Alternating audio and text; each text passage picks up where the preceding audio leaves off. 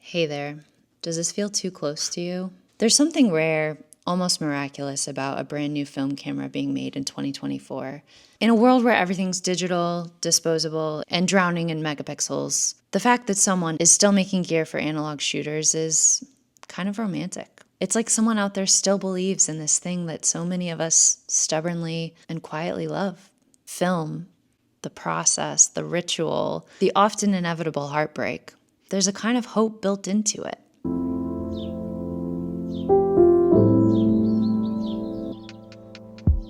So when Mint announced the Rollei 35af, a brand new compact 35mm camera with autofocus, modern guts, and retro styling, it felt like a love letter to film shooters. But not every love letter lands. Some feel more like a soggy note stuck to your windshield. And this is one of those. Now, before we get too far, let's talk about the original Rollei 35, because that's the ghost this new camera is chasing. Rollei was a German company best known for the Rollei Flex, a twin-lens reflex camera that defined professional photography for much of the 20th century. It's legendary and was used by many of the greats like Vivian Maier, Lee Miller, Bill Brandt, Cecil Beaton, and Willy Ronis. But in the mid-1960s, one of the engineers, Heinz Watzke, that's probably the proper German pronunciation of that, quietly built something that didn't fit the mold. He designed a prototype for what would become the Rollei 35, the world's smallest full-frame 35mm camera at that time. Compact, all manual, and completely unconventional. The controls were reversed, the dials were crammed onto the front, and the rewind crank was underneath. It looked like a camera made by someone who lost the instructions but kept going out of spite. What started off as a side project ended up becoming one of the most successful compact cameras ever made. Weird, brilliant, and now kind of a culty icon. Loading film into the Rollei 35af is pretty intimidating. In a nutshell, you push the film leader through the slot on the side with the 3 white arrows, making sure at least 2 sprocket holes are past the slot. You advance the lever all the way in one smooth motion.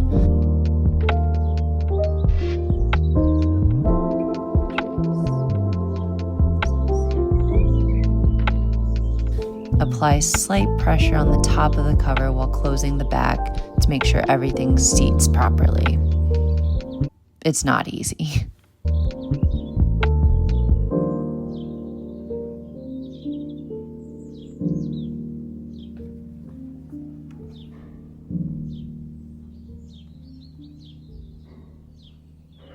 The goal is to make it to happy hour. I have 9 minutes to do it. Luckily, it's 50 feet away from this hotel. Lucky one.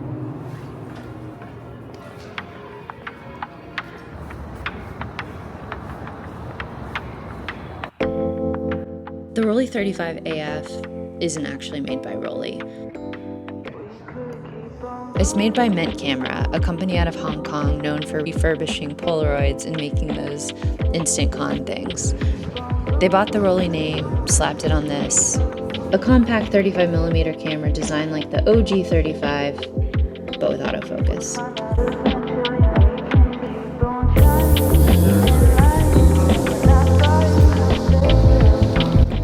Downtown Portland. Streets smell like rain, coffee, and existential dread. Seriously, though, ask me sometime about the Shanghai tunnels. Never been in them, but I really know too much about them.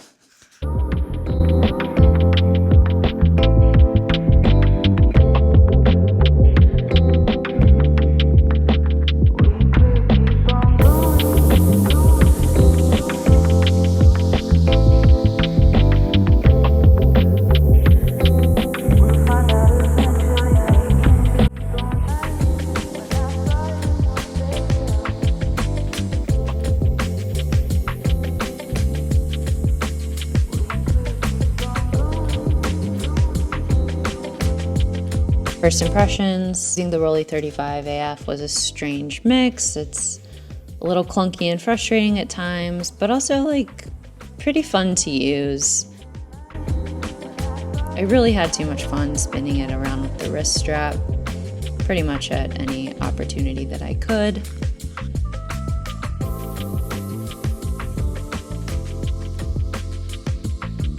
Looking through the viewfinder, it's pretty straightforward and self-explanatory. This camera's completely autofocus, so there's very little room for error. I've been a big fan of this Spanish film stock called 100 Red. I actually think that this might have been one of the original rolls I bought from Spain last summer, and I think that it might have gone through the X-ray at airport security like maybe a couple of times, because something with this roll just did not look right. So please bear with me. I have 2 other rolls in here, and I promise I will show you them, and I promise that they are better than whatever this film stock is.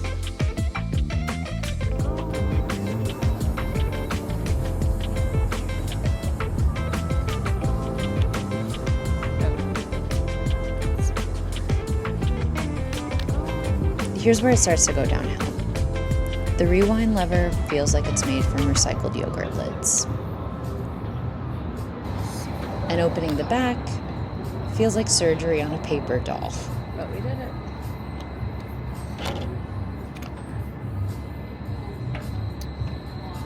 There's a word in photography, tactile. Usually means satisfying controls, precision feel.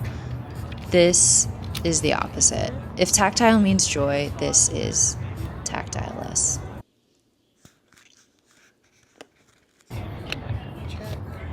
Easy that time.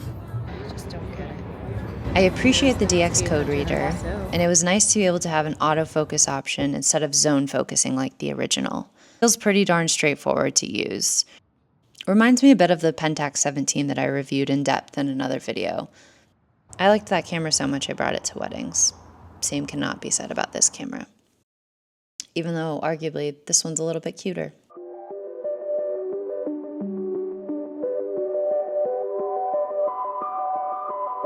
After wrapping up my quick overnight in Portland, I headed to good old San Francisco.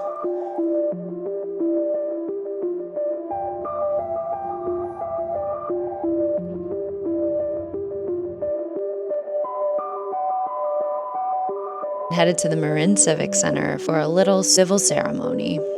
I am a wedding photographer, in case you didn't know. I gave myself a little free morning to get some coffee and walk around and see the space.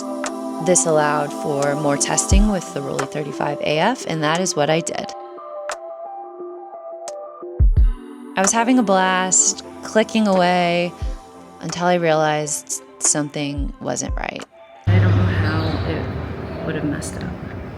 After what I thought was a full roll of film, it turned out my roll got stuck in some kind of twilight zone. The camera kept warning me with an error message I completely missed, while the frame numbers kept advancing like everything was fine. The result, 3 photos with actually a very impressive multiple exposure after multiple exposure after multiple exposure. Terribly disappointing film saga. Oh, it's like festering. Okay, I just gotta give it up and keep going. Once I pulled myself together, I found the courage and time to load a fresh roll and keep shooting.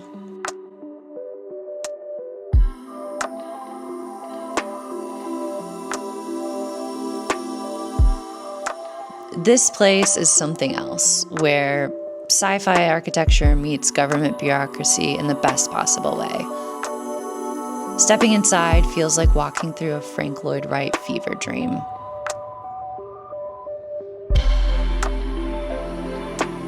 Wright designed the Civic Center as a kind of civic utopia, a symbol of democracy and progress wrapped in organic shapes.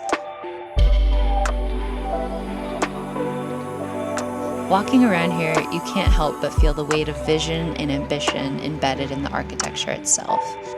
It felt like the perfect place to test a camera caught between past and future, the Rollei 35af.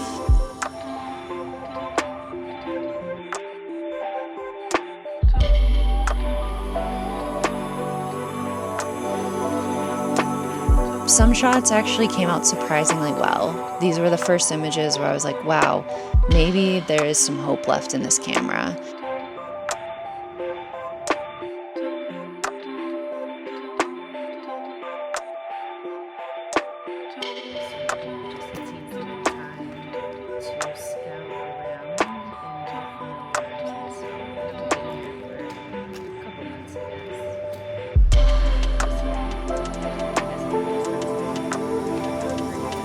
Despite everything I've said, there's no denying this camera has a cool factor. The Rollei 35af looks great. The lens is sharp, and when the focus hits, it really hits. I did enjoy a lot of the images I got, even if I felt like I was wrestling a plastic toy with commitment issues.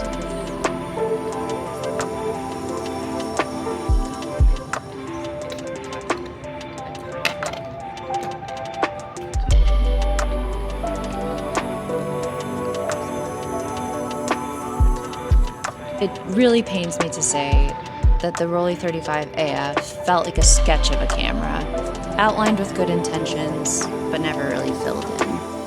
If nothing else, this camera reminded me that film is still alive, messy, unpredictable, and very much worth chasing. The Rollei 35af didn't quite deliver, but the fact that it exists at all means there's still movement, still interest, still people out there building for this thing we love, and that gives me hope. The rest of these images here that you'll see are from Rollei's RPX 400. I picked up this roll specifically with this camera in mind. I can't say that it helped or hurt my cause here, but I did like how this camera picked up some of the shadows, and I really liked playing in the airport before I caught my flight. Thanks for watching this video.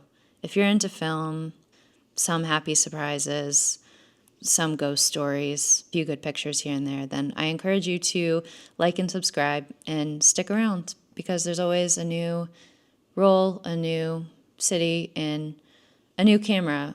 And maybe one day, a camera that actually lives up to the hype. Thanks for watching. Bye.